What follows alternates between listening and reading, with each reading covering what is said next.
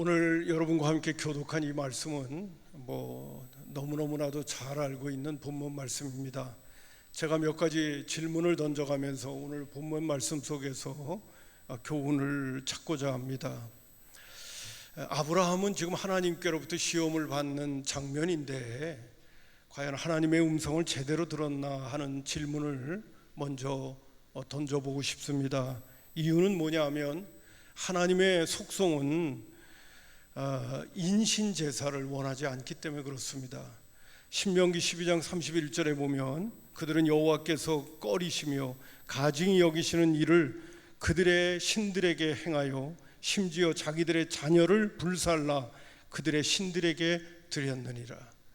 하나님은 자녀들이라고 한다든지 사람을 제물로 드리는 것을 하나님께서 꺼리시는 것이고 가증히 여기는 하나님이십니다. 근데 하나님은 아브라함에게 독자 이삭을 모리아산에 갖다 제물로 바치라고 하니 이건 하나님의 속성하고 어긋나는 거거든요.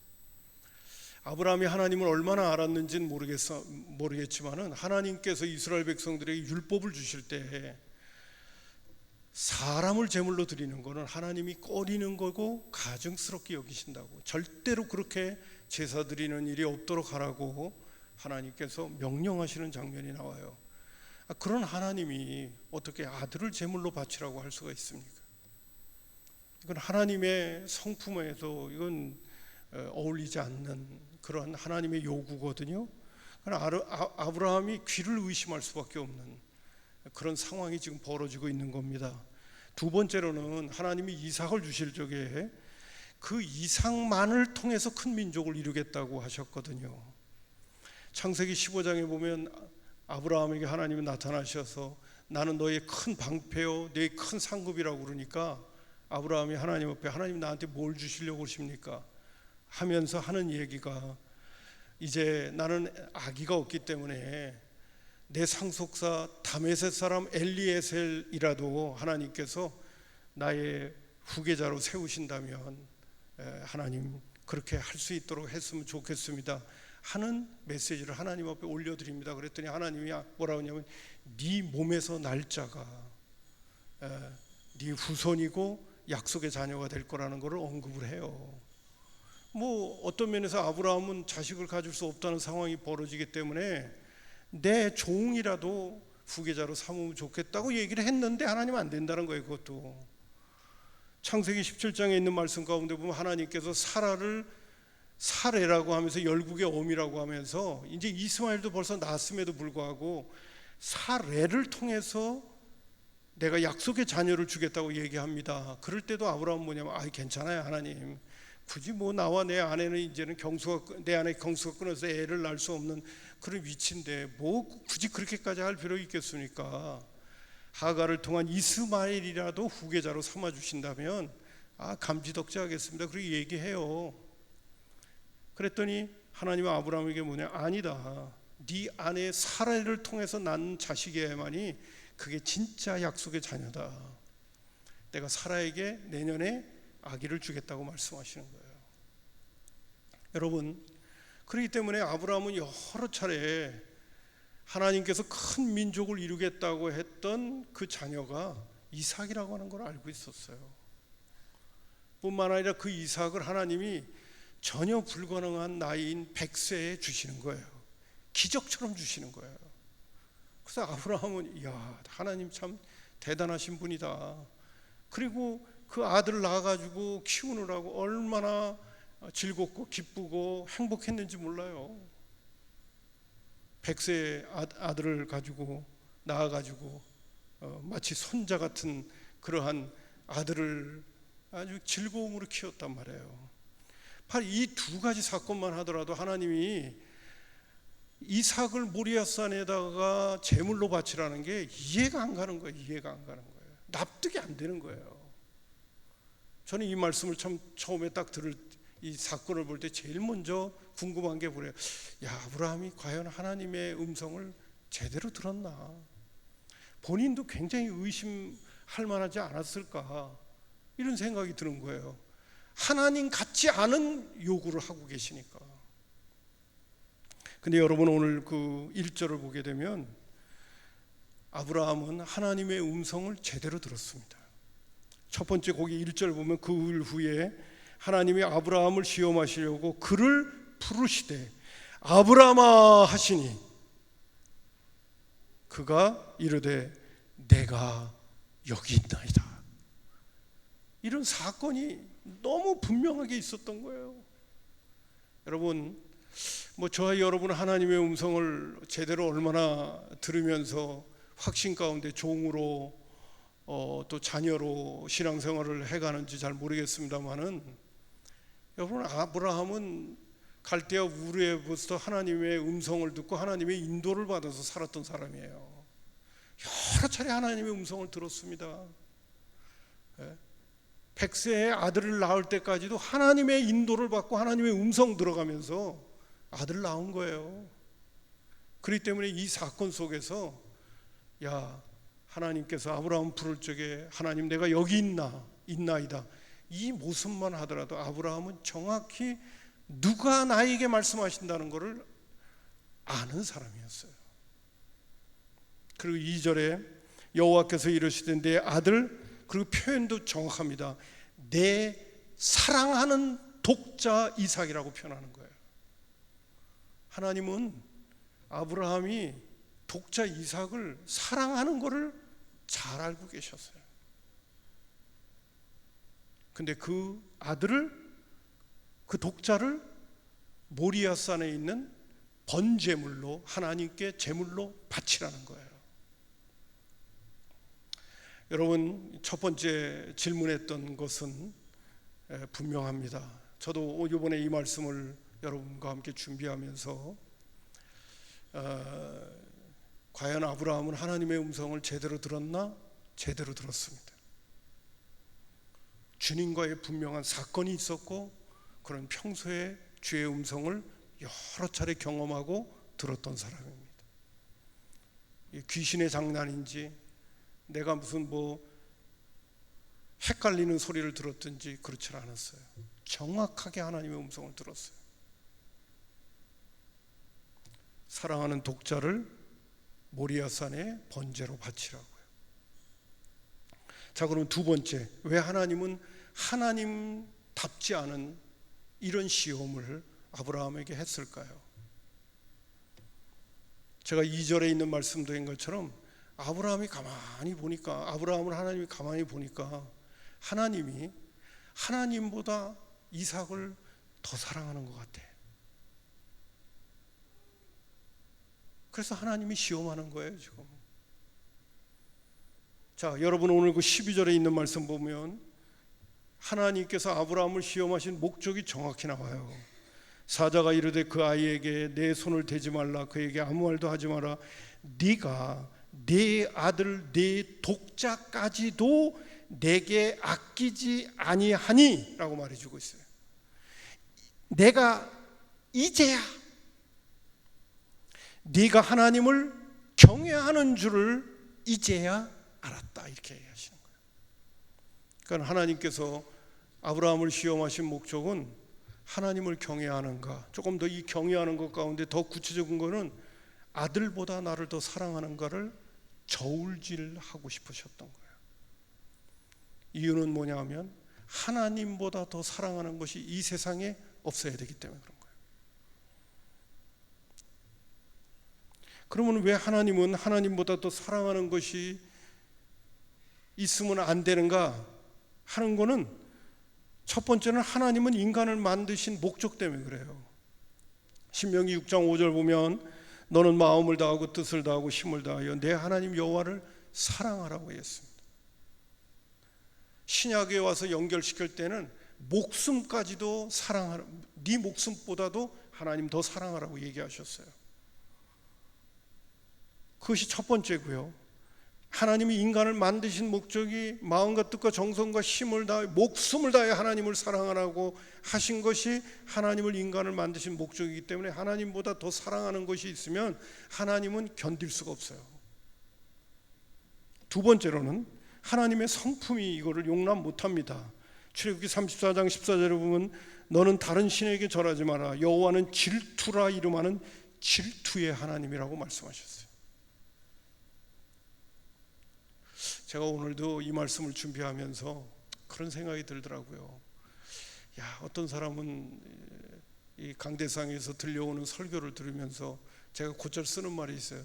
괜히 예수 믿었다. 그런 생각을 오늘 또 한두 사람은 하지 않을까, 이런 생각이 드는 거예요. 여러분, 하나님이 아브라함을 시험하신 궁극적인 목적은 하나님보다 더 사랑하는 것을 하나님이 원치 않기 때문이고, 그러나 하나님보다 더 사랑하는 것이 없고 하나님만 제대로 사랑한다면 이것처럼 또 큰 축복은 없어요. 자, 오늘 이 말씀을 드리면서요, 하나님이 시험하신 목적을, 이제 그 의도를 여러분에게 말씀하면서 신약에서 예수님이 우리에게 요구하신 것도 한번 보겠습니다. 예수님이 우리에게 요구한 것도 똑같아요. 하나님이신 예수님의 요구사항도 살펴봅시다 라고 설교관이 얘기했어요. 마태복음 16장 24절 25절 보면, 이에 예수께서 제자들에게 이르시되 누구든지 나를 따라오려거든 자기를 부인하고 자기 십자가를 지고 나를 따를 것이니라. 누구든지 제 목숨을 구원하고자 하면 잃을 것이요, 제 목숨을 구원하고자 하면 잃을 것이요, 누구든지 나를 위하여, 나가 누구예요? 예수님을 위하여 제 목숨을 잃겠다고 각오하는 사람은 잃어버리는 것이 아니라 사실은 자기의 목숨을 찾는 결과가 주어진다는 거예요. 예수님은 오늘도 예수 믿는 그리스도인들이 예수님을 위하여 목숨까지 바치기를 원하시는 거예요. 왜? 주를 위하여 목숨을 바쳐야 진짜 사는 길이 열리기 때문에 그런 거예요. 여러분, 제가 오늘도 이 말씀을 이렇게 드리는데 이 부분에 대한 영적인 눈이 떠져야 됩니다. 이게 안 떠지면, 이 부분이 안 떠지면 여러분은 끊임없이 오늘도 하나님보다 더 사랑하는 것이 있는 거예요. 누가복음 14장 25절부터 27절도 보겠습니다. 수많은 무리가 함께 갈새 예수께서 돌이키사 이르시되 무릇 내게 오는 자가 자기를 부모와 처자와 형제와 자매와까지 다 얘기해 놓고, 중요한 존재들 아닙니까? 부모, 처자식, 형제, 자매, 아주 중요한 관계성의 존재들이에요. 그 다음에 또 하나 더 얘기합니다. 더욱이 자기 목숨까지 미워하지 아니하면 능히 내 제자가 되지 못한다고 말씀하셨어요. 여러분, 이 본문에 대해서도 눈이 떠져야 됩니다. 하나님보다 더 사랑하는 것이 우리의 삶 속에 있으면 안 된다는 거예요. 여기서 미움이라는 표현을 쓴 거는 달래 아니에요. 하나님보다 더 사랑하는 것이 있으면 안 된다는 것을 요구하고 계시는 거예요. 주님보다 더 사랑하는 것이 있어서는 안 된다는 거예요. 그러면서 누구든지 자기 십자가를 지고 나를 따르지 않는 자도 능히 내 제자가 되지 못한다고 그러셨어요. 자, 첫 번째 적용합니다. 하나님은, 아브라함을 시험하셨던 하나님은 오늘 우리도 시험하십니다. 그 시험이 어느 시점이 될는지는 모르겠어요. 우리가 고린도전서 10장에 나오는 말씀 가운데 10장 30절 31절에 보면 하나님은 감당치 못할 시험은 주시지 않는다고 그랬어요. 또 감당치 못하면 피할 길을 위해서 능히 감당하게 하신다는 말씀을 지금 제가 여러분에게 인용을 하면서 드리고 싶은 말씀은 뭐냐면, 하나님은 적당한 때에 우리의 믿음을 키우셔서 궁극적으로는 하나님보다 더 사랑하는 것이 있는가 없는가 우리를 반드시 시험할 때가 와요. 하나님이 우리의 신앙을 성숙시키시고 우리의 신앙을 끌어올리는데 어디까지 끌어올리느냐? 하나님보다 더 사랑하는 것이 없도록 우리의 신앙을 끌어올리는 거예요. 아브라함이 창세기 22장에 가서 아브라함을 시험하신 다음에, 이 시험을 통과한 다음에는, 그 다음에는 아브라함의 이야기가 할 게 없어집니다. 그리고 아브라함의 이야기는 끝나가요. 왜? 성숙한 신앙으로 올라가 버렸기 때문에. 그러면서 다른 이야기, 또 후대의 얘기를 또 시작하는 거예요. 여러분, 하나님이 오늘도 우리를 챙기시려고 하는 궁극적인 거는, 예수를 믿을 때는 나를 위하여 믿었을는지 몰라요. 그러나 신앙을 우리를 키우시고 징계하시고 채찍을 들며 하나님이 어떤 분인가를 계속 경험해 가게 만드신 다음에 어디까지 끌고 가시느냐? 지금 말씀드린 것처럼 하나님보다 더 사랑하는 것이 없는 자리에까지 우리를 끌고 가시는 거예요. 그리고 우리를 한번 테스트하십니다. 그런데 여러분, 생각을 해보세요. 이 시험을 통과하지 못했다면 아브라함이 어떤 결과가 주어졌을까요? 그는 늘 이삭을 쳐다볼 때마다 하나님과의 관계가 불편했을 거예요. 마음에 부담감이 있었을 거예요. 야, 내가 하나님 말씀에 불순종했는데 어쩌지? 내가 하나님보다 더 사랑하는 것이 있는데 어쩌지? 이삭을 쳐다볼 때마다 늘 마음에 부담감이 있는 거예요. 신앙생활을 행복하게 할 수 없는 거죠. 두 번째로는, 하나님보다 더 사랑하고 있는 게 있는데 하나님이 가만히 있겠어요?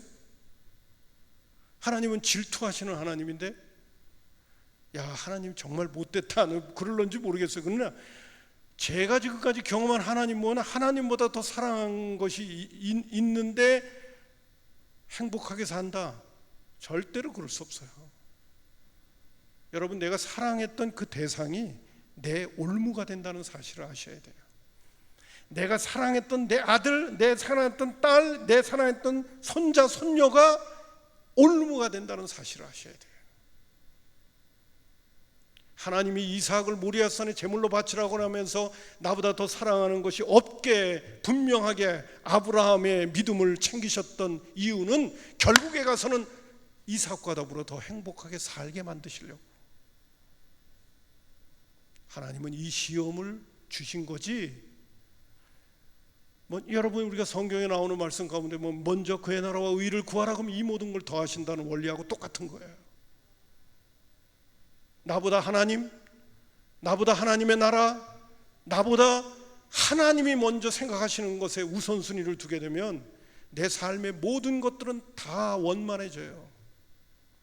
근데 내 삶 속에 하나님보다 더 챙기려고 하는 내 마음의 어떤 물질, 시간, 건강 뿐만 아니라 명예, 돈, 이것이 하나님보다 우선순위가 되게 되면 절대로 그 우선순위가 되어졌고 내가 내 마음에 집착되어졌던 그것은 나를 반드시 올무가 되어져 나를 괴롭히는 존재로 바뀌는 거예요.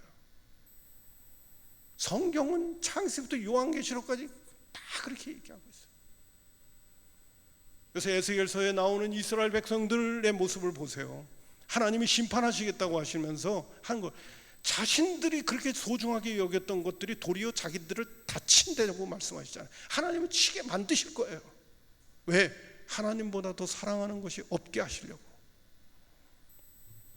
결국 하나님께서 이삭을 모리아산에 제물로 바치라고 한 것은 하나님답지도 않은데 그렇게 요구하신 것은 아브라함이 이 세상에서 하나님보다 이삭을 더 사랑하니까. 하나님은 인신제사를 원하지 않으시는 분임에도 불구하고 이삭을 모리아산에 제물로 바치라고 하는 거예요. 왜? 하나님보다 더 사랑하는 것이 없게 하시려고. 하나님답지 않은데도 하나님은 그 부분을 시험거리로 아브라함에게 요구하시는 거예요.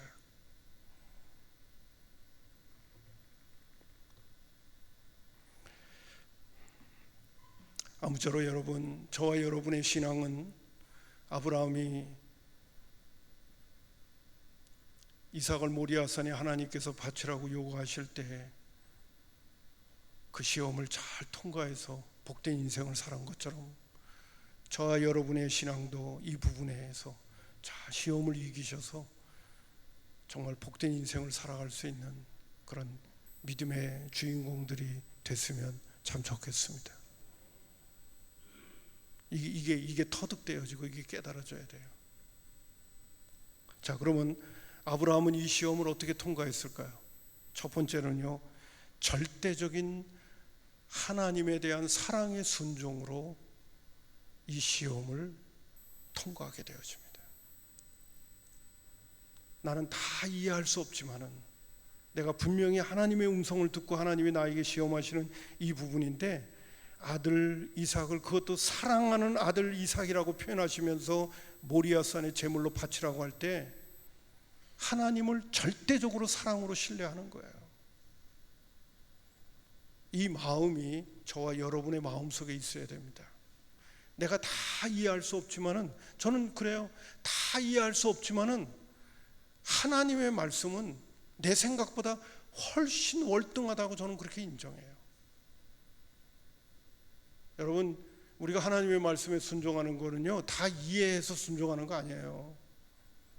하나님을 신뢰하고 믿고 절대적으로 신뢰하고 순종하고 나면 어떻게 되는지 알죠?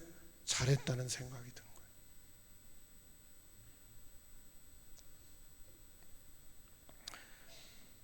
아브라함이 이 시험을 이길 수 있었던 것도 이해해서는 안 돼요. 하나님 앞에 하나님을 사랑하기 때문에 절대적으로 순종하는 거예요. 저와 여러분에게도 하나님에 대한 이러한 절대적인 사랑의 순종의 은혜가 여러분의 마음속에서 늘 샘솟듯 솟아날 수 있는 은혜가 되기를 주님의 이름으로 축복합니다. 여러분, 아브라함이 하나님께 시험을 받을 때 이삭도 모리아산의 제물로 바칠 수 있었던 그런 결단의 사람이 될 수 있도록 우리도 하게 만들기 위해서 예수님이 이 땅에 오셔서 십자가에 못 박혀 죽으신 다음에 성령님과 더불어 우리 예수님이 우리 마음속에 와 계신 거예요. 오신 거예요, 우리 속에. 왜? 하나님을 알라고. 하나님이 어떤 분인가를 그 하나님과 잘 교제하면서 그분을 잘 알아가라고 우리 주님이 성령님과 더불어 우리 안에 와 계신 거예요. 요한복음 17장 3절 보게 되면요, 오늘 우리가 하나님에 대한 절대적인 사랑이 우리 마음속에서 함양되어지고 그 믿음이 우리 가운데 생기려면 두말할 것도 없어요. 하나님과의 친밀한 깊은 교제가 우리의 삶 속에서 더 확실하게 챙겨져야 되는 거예요. 그래서 저와 여러분의 마음속에 예수님과 더불어 짝사랑해야 돼요. 주님 한 분만으로 만족할 수 있는 그런 주님과의 관계가 내 안에서 영적으로 이렇게 성숙되어져 있어야 돼요. 주님은 내 안에 와 계시잖아요. 자, 그렇기 때문에 예수님께서 요한복음 17장 3절에 제가 여러 차례 인용한 것을 여러분 잘 소화시키면서 연결시키세요. 영생은 곧 유일하신 참 하나님과 그를 보내신 자 예수 그리스도를 아는 거라고 얘기했어요. 우리는 이 땅에 사는 날 동안에도 우리 주님을 끊임없이 알아가는 거고요, 우리가 육신의 생명이 끊어지고 나서 천국에 가서도 계속 하나님을 알아갈 거예요. 왜? 그게 영생이기 때문에. 내가 주님이 나에게 요구하시는 것을 절대적인 사랑으로 순종하겠다고 하는 것은 그만큼 주님을 알았기 때문에 그런 거예요.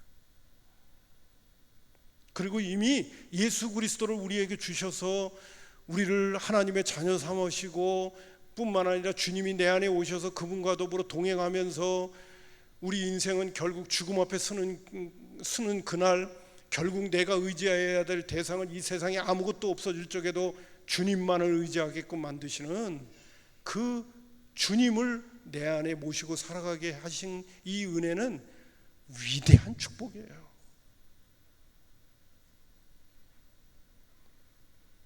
여러분, 나이 들어보세요. 이 세상에 의지할 것 다 없어져요. 죽음이 눈앞에 딱 다가올 적에 우리가 의지할 수 있는 대상은 예수님밖에 없어요. 평소에 주님 의지하는 거 훈련되어지지 않으면 인생의 가장 중요한 죽음 앞에 서는 그날 주님 의지 못해요. 이 땅에 우리가 사는 날 동안에 예수 믿도록 하신 거는 주님 의지하는 거 훈련하게 하시는 거예요. 그리고 죽음 앞에 딱 쓸 적에 평소에 잘 주님을 의지하고 있었기 때문에 주님 고맙습니다, 갑니다 그러고 가는 거예요. 영생은 곧 유일하신 참 하나님과 그를 보내신 예수 그리스도를 아는 거라고 그랬어요. 생물학적으로 생명이 오래 사는 게 아니라 우리 주님을 알아가는 거라고 그랬어요. 그러려면 어떻게 해야 돼요? 교제해야 되죠. 요한일서 5장 12절에 있는 말씀 가운데 보면 아들이 있는 자에게는 영생이 있고 하나님의 아들이 없는 자에게는 영생이 없느니라. 제가 여기 생명이라고 나왔는데 이 생명이 영생이에요.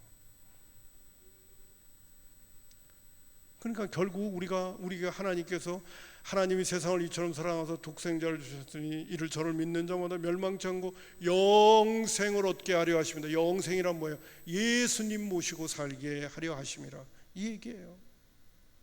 왜 예수님을 모시고 살려고 하느냐? 그분과 사귀면서 그분을 알아가라고.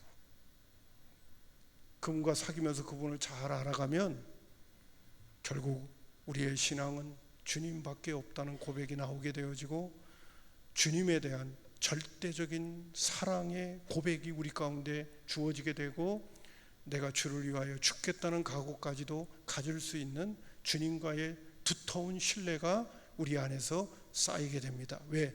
그분을 알기 때문에.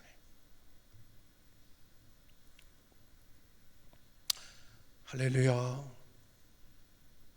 여러분, 이 믿음을 갖게 되면 정말 중요할 때 우리는 복된 사람이 되는 거예요. 또 그분을 모시고 오늘도 내가 늘 살아가고 있다는 그 자체가 행복한 거예요. 아무쪼록 여러분, 아브라함이 하나님께서 시험하실 때 절대적인 사랑의 순종으로 시험을 이겼던 것처럼 저와 여러분들도 주님이 어떤 요구를 우리에게 하시든 간에 내가 이해를 다 못하는 거라도 주님이 요구하시는 거라면 내가 순종할 각오가 되어져 있으면 내 삶의 이 모든 것을 더하시는 축복은 우리가 다 누리게 되어지는 거예요. 이 기본만 서 있게 되면. 왜? 하나님이 나에게 시험할 거리가 없으니까. 두 번째로는 아브라함이 이 시험을 이겼던 두 번째 부분은 뭐냐면요, 이것도 굉장히 어려운 부분이에요. 히브리서 11장 17절부터 19절을 우리 한번 또 다 같이 읽겠습니다. 아주 잘 만들어 놔줘서 너무 고마워요. 준비되셨습니까? 이거 음미해야 됩니다. 천천히 읽습니다. 시작. 아브라함은 시험을 받을 때 믿음으로 이삭을 드렸으니 그는 약속을 받은 자로되 그 외아들을 드렸느니라. 그에게 이미 말씀하시기를 내 자손이라 칭할 자는 이삭으로 말미암으리라 하셨으니 그가 하나님이 능히 이삭을 죽은 자 가운데서 다시 살릴 줄을 생각한지라. 비유컨대 그를 죽은 자 가운데서 도로 받은 것이니라. 아브라함이 이 시험을 이기는 것 가운데 이 사랑의 문제만이 아니라 아브라함이 힘들어했던 부분은 뭐냐면 이삭을 통해서 큰 민족을 이루겠다고 하는데 이삭을 하나님이 모리아산에 제물로 바치면 하나님이 나하고 맺은 언약을 깨시겠다는 건가? 이런 의구심이 생길 수도 있고요. 이해가 안 가는 거죠. 하나님, 사랑하는 이삭 모리아산에 갖다 바치면 하나님 누구 데리고 큰 민족을 이루실 거예요? 납득이 안 가는 거예요. 인간의 이성으로는 이해가 안 가는 거예요. 아니 그때 뭐 엘리에셀이라도 괜찮다고 얘기할 때는 언제고 말이야. 응? 이스마엘이라도 괜찮습니다 그럴 때는 언제고. 이제 와갖고 아들을 그것도 모리아산에 제물로 바치라. 여러분 한번 사람을 각을 떠가지고 제물로 바치는 그 장면을 한번 생각해 보세요. 아, 이것처럼 끔찍한 일이 어디 있겠습니까? 아, 요새 제가 자전거 타고 가는데 저 행주산성에 있는 데 가지고 손발 다 잘린 사람이 말이야 그냥 물 위에 둥둥 떠 있어가지고 어제 오늘 뉴스 나왔는데 뭐 모텔에 뭐 어떻게 했다 화딱지 나가지고 그렇게 죽였다고 그러면 얘기가 나올래. 아이고 거기 가지 말까 그런 생각이 들더라고요. 거기 좋아요. 냄새가 조금 나긴 하는데 거기 아주 뭐 시골 아주 좋은 아주 뭐 자전거 타기 진짜 좋은 데더군요. 우리 아주 그런 데가 잘 돼 있어요. 여러분 그것도 사랑하는 아들을 각을 떠가지고요 제물로 바치려면 온 몸을 다 분해해야 되거든요. 이게 될 일입니까? 이게 될 짓입니까? 이게? 그런데다가 또 하나님 뭐냐면 네 그 아들 통해 큰 민족이 이룬다고 그러는데 아니 이게 도대체 어떻게 되는 거예요? 이거 뭐 옛날에 엘리에셀 얘기도 하고 이건 뭐 저 이스마엘이라도 후손 되게 해달라고 그럴 때 그때는 뭐 안 된다고 그러시더니 이제는 또 뭐 갖다가 바치라고 그러고 말이야. 이건 뭐 헷갈리게 만들고 언약을 정말 깨버리고 뭐 이건 뭐 나하고 하나님 사이 뭐 끊어버리려고 그러나 얼마든지 생각할 수 있거든요. 조금 전에 말씀드린 것처럼 첫 번째는 절대적인 사랑의 관계. 하나님을 사랑하는 그 절대적인 사랑이 그로 하여금 순종의 자리로 가게 만든 거고, 또 하나는 뭐냐 하면 하나님은 죽은 자도 살린다는 걸 믿은 거예요. 백세의 아들을 줄 적에도 없는 곳에서 하나님께서 있게 하셨는데, 그래서 하나님은 백세에 준 거예요. 75세 갈대아 우리에서 나오자마자 아기를 줬다면 이런 믿음 안 생겨요. 불가능한 간 가운데서 아들을 주고 나니까 이삭을 각을 떠서 모리아산의 제물로 그렇게 끔찍하게 바치더라도 하나님은 그 이삭을 어떻게 다 붙여놓으실는지 몰라도 다시 이삭을 살려내실 부활의 주님을 아브라함이 믿었다고 말하는 거예요. 그래서 이 시험을 통과하는 거예요. 오늘 우리에게도 시험을 이기는 것 가운데 중요한 것은 내가 믿는 하나님이 전능한 하나님이라는 걸 믿어야 돼요. 우리가 시험을 이기는 것 가운데 가장 중요한 것은 하나님께서 우리에게 약속하신 영원한 하늘나라가 있다는 것을 정말 믿어야 돼요. 주님 앞에 서는 그날 주님이 내 삶의 모든 것들을 평가하시고 너 그때 왜 그렇게 살았어? 말씀하실 때가 온다는 것을 알고 두려운 마음으로 신앙생활 할 줄 알아야 돼요. 하나님은 일거수일투족을 다 보고 계신 분이에요. 그리스도의 심판대 앞에 서는다고 성경에 나와 있는 말씀이 있다면 그거 그냥 믿어야 돼요. 하나님은 전능한 하나님이에요. 능력 많으신 하나님이에요. 성경에 나오는 약속들은요, 믿지 않는 사람들이 보면요, 허무맹랑하게 짝이 없는 약속들로 가득 차 있어요. 근데 그 모든 것들이 기업의 풍성한 그 미래의 것들이 다 우리 것이 된다고 성경 우리에게 말해주고 있으면서 우리가 지금 당하는 고난은 장차 우리에게 누릴 영광과 좋게 비교할 수 없다고 하면서 우리에게 미래에 약속하신 그 약속의 세계는 너무너무 영광스럽다고 우리에게 말씀하고 계셔요. 여러분, 오늘도 우리가 하나님이 요구하시는 것에 기꺼이 순종할 수 있는 용기와 믿음이 생기는 것은 주님이 약속하신 미래가 있기 때문에 그런 것입니다. 이걸 믿지 못하면요, 우리는 현실에 집착해서 그렇게 살 수밖에 없는 거예요.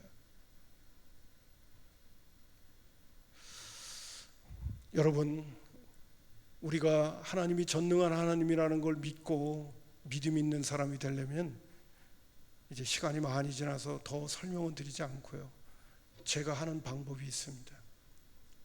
제가 성경을 읽다가 이거 안 믿어지는데 그런 생각이 들 때는 어떻게 하는지 아십니까? 하나님, 나의 믿음 없는 것을 불쌍히 여겨 주십시오 라고 하나님 앞에 늘 기도합니다. 하나님이 믿음을 주시는 거예요. 제가 성경 구절 마태복음 9장 24절만 읽어드리겠습니다. 그냥 그의 아버지가 소리질러 이르되 내가 믿나이다. 나의 믿음 없는 것을 도와주세요. 이것도 자세히 설명을 해야 되는데, 여러분, 오늘 아브라함이 시험을 이길 수 있었던 것은 두 가지입니다. 절대적인 사랑의 순종, 두 번째는 하나님은 전능한 분이기 때문에 내가 다 이해할 수 없어도 하나님은 하나님의 뜻을 반드시 이루신다는 걸 묻고, 특별히 아브라함에게는 부활신앙이 있었다는 사실이에요. 죽은 자도 살린다.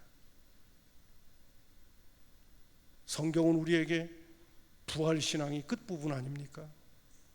여러분, 우리 미래에 하나님이 약속하신 그 약속의 세계를 바라보면서 오늘 우리 주님께서 요구하시는 것이 힘들고 어려워도 하나님께서 다 보고 계시니까 그날에 하나님께서 책임져 주실 걸 믿고 나아가게 되어지면, 오늘 우리에게 주어진 시험을 이기고 하나님께서 우리에게 말씀하시고, 아무개야, 네가 나를 사랑하는 줄 내가 알겠다 하실 수 있는 그런 결단들이 저와 여러분들에게 있기를 바라고요.